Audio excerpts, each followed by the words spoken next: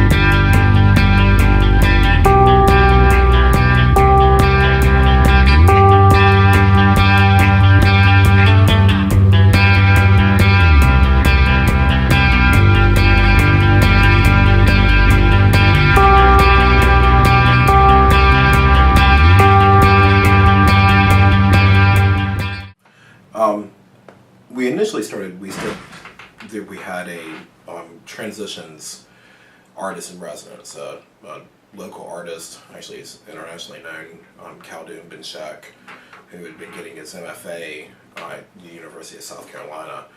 And he came out and did a mural for us on the outer wall. It's called the Reliquarium Project.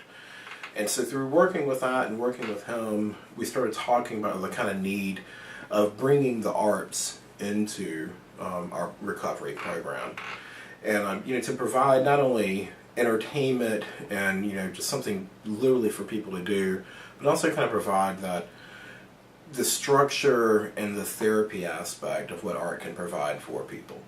So the more we talked about that, the more we started coming up with ideas of what could we do with it. And I was looking through different organizations across America that did homeless art shows and how they set it up, and I liked the idea, but we worked on the issues I didn't like about it, which was they weren't very well set up. It wasn't really a true gallery space. It was kind of like putting something up in the middle of the local mall or something, kind of the equivalent of setting up for a third grader.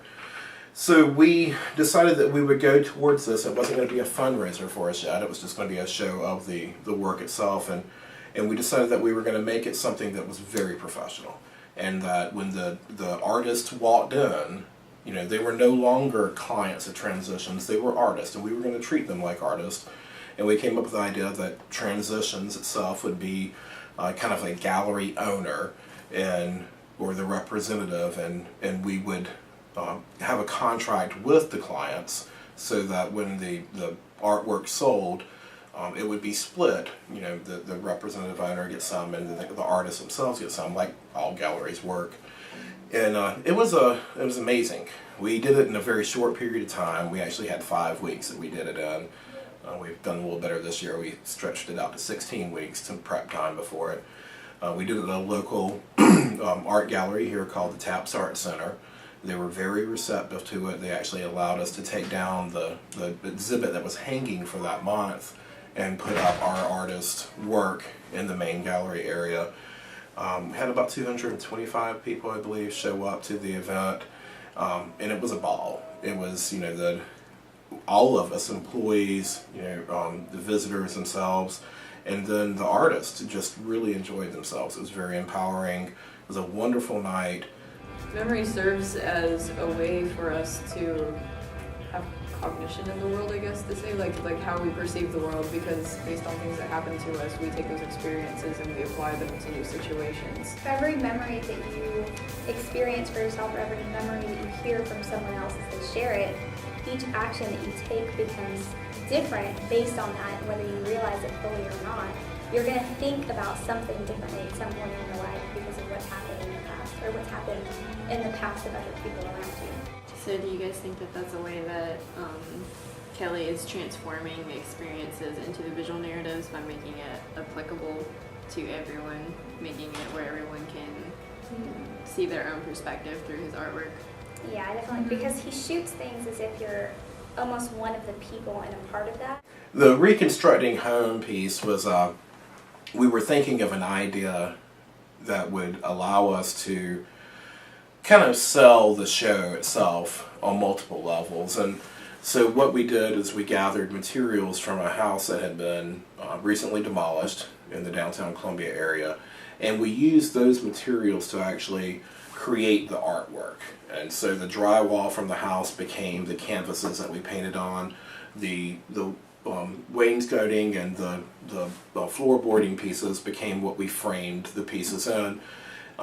So it was, it's kind of a simplistic concept, but basically you have a home that has been discarded and no longer wanted, and you have a person who no longer has a home and society has discarded.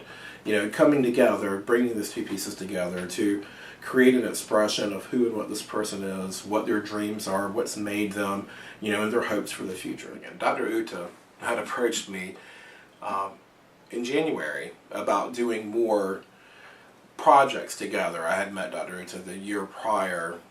She came in with a Columbia College LA 201 class just for a one-day, kind of go out, do something in the community Columbia College blitz, service blitz. But we started talking and realized that we had a lot in common. Our desires are what we are excited about in the world are very similar, and really kind of bonded. So we started talking about ways that we could work together. For me, it was a benefit to get more students from Columbia College in, to get Columbia College more engaged with our program.